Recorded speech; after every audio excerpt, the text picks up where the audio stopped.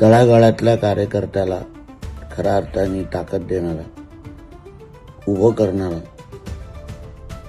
आमच्या अजितदादा आज आपल्यामध्ये नाही आहेत.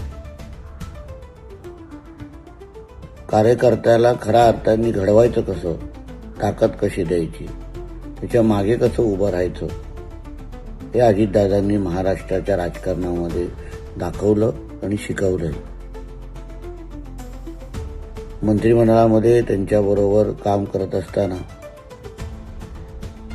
ज्या कामाच्या पद्धतीबद्दल आम्ही ऐकलेलं, प्रशासनावर असलेली त्यांची पकड आणि निर्णय घेण्यामध्ये,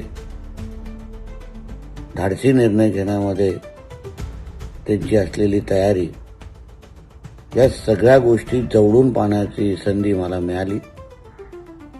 महाराष्ट्राच्या राजकारणामध्ये फार मोठी पोकळी आज निर्माण झालेली आहे. मी अजितदादांना भावपूर्ण श्रद्धांजली अर्पण करतो.